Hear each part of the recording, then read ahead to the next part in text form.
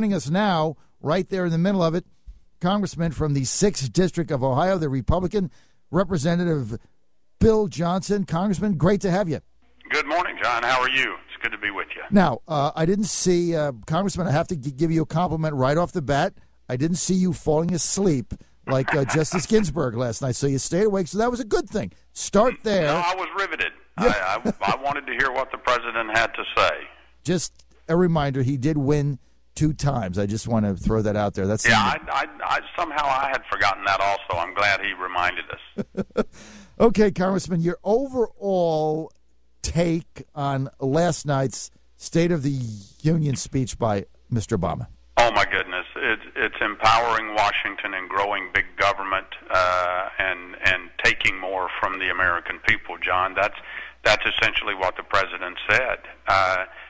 As he usually does, he gave a flowery, eloquent speech, but what he didn't talk about was how he was going to pay for the new programs that he's planning to bring online.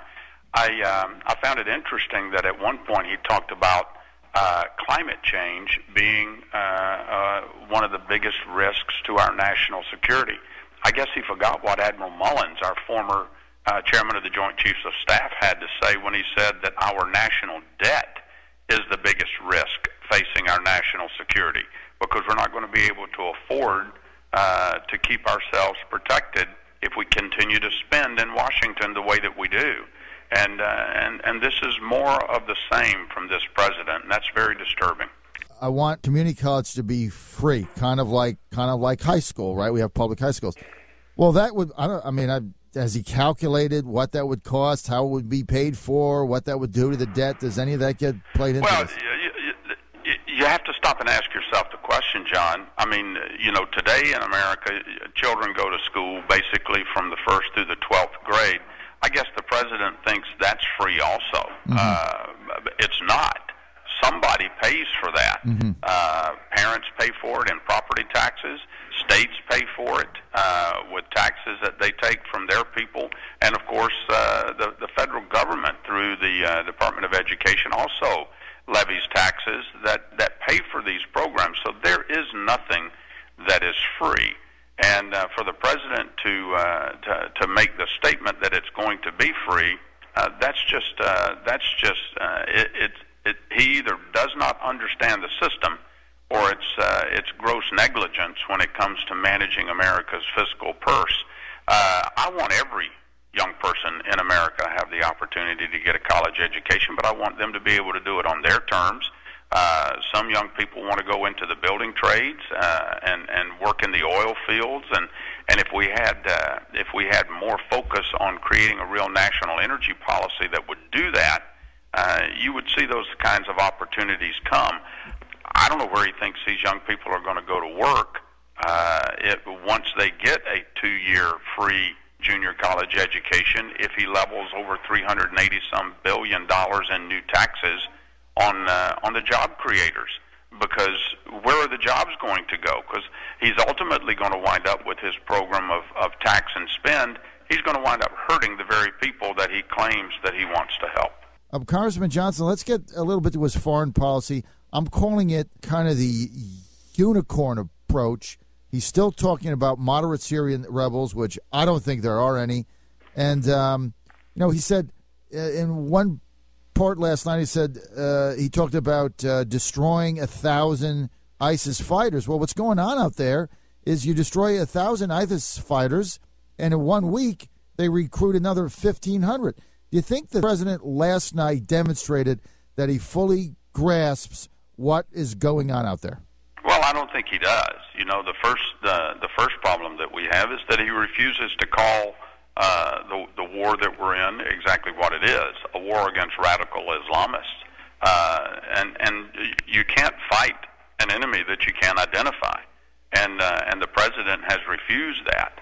And I think all you have to do is ask our friends and allies that gathered in Paris a week or two ago to show unity in their stand against the war on terror and to stop terrorism.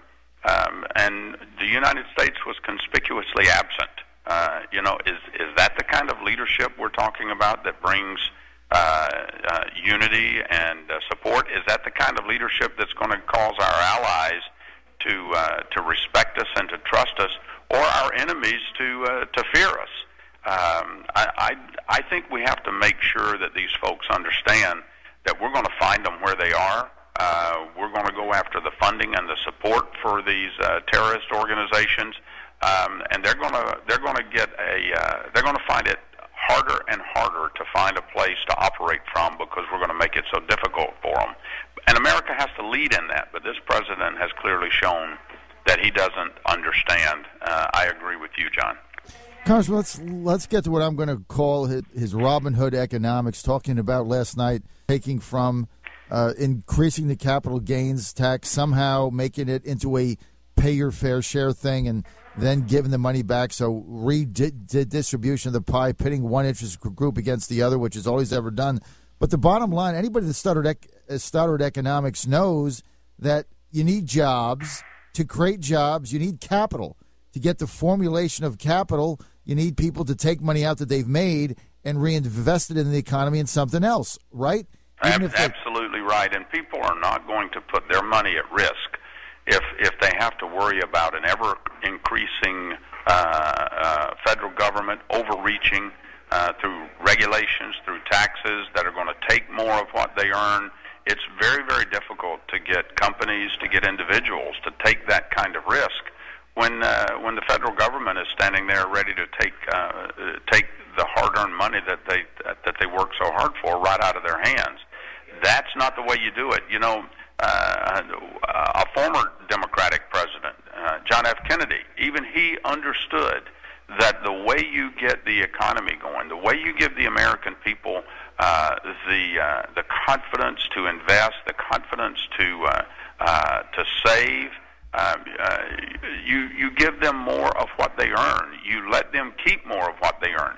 That's what builds a strong, vibrant private sector economy, not the tax and spend policies of this president.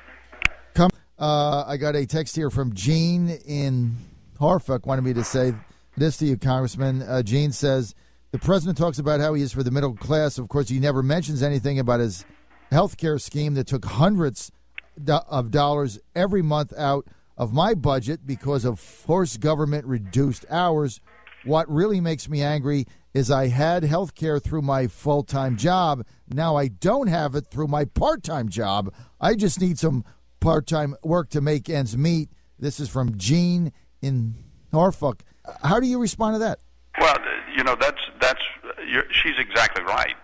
The president talked about millions more that never had health insurance that now have health insurance. What he did not talk about were the millions that have seen their insurance canceled, that have seen their premiums skyrocket, that have lost access to their physician, and the millions of seniors. I'm not sure the age of this lady that sent in the text, but I can tell you that millions of Americans have been hurt with the over $700 billion that was cut from Medicare. Mm-hmm. The president has got his health care formula backwards. The way you provide quality health care to more Americans is to implement patient-centered solutions that put choices back in the hands of the American people. That let them, for example, invest more of their hard-earned money up front before taxes into health savings accounts, tort reform, making it portable from state to state and job to job to increase competition. There are ways to do health care reform that empowers the American people rather than empowering bureaucrats in Washington, D.C. like he's done. Well, Congressman, let's get right to what is the president's infatuation? Why does he want to close down the Gitmo prison so bad? What is the deal? Well, I can tell you that what I believe, it goes back to what we talked about before. He does not understand the nature of the threat that we face, and so he, in his mind, he sees this as his way of appeasing those that are trying to do us harm, and that maybe somehow that's going to stop them. But we've seen very clearly that to stop them. There's a fairly large percentage of those that have been released from Gitmo already that we know that are back into the effort to try and destroy America and our values and our way of life. And the American people are simply not going to stand for bringing these people back here to the United States and putting them into our court systems. This is an enemy that has to be dealt with firmly and completely. And the president is simply wrong to try and shut down Gitmo and bring those prisoners either back here to America or turn them loose and put them back into the fight. Representative Johnson, final question. Was there anything in the president's speech last night where you were walking out of there and said, wow, that's something we can do? Well, I liked what he said about giving veterans jobs. Mm-hmm. There's, as a 26-and-a-half-year veteran myself, I agreed with him when he said, you want someone that's going to show up on time, that's going to do the job that you're hiring them to do, then hire a veteran. The entire House chamber stood up in applause when he said that, because I agree with that. Our heroes come back from the war zone. They need to be able to get back into society and to be able to provide for their families, and we owe them every opportunity we can find to help them do that. So I agree with the president on that.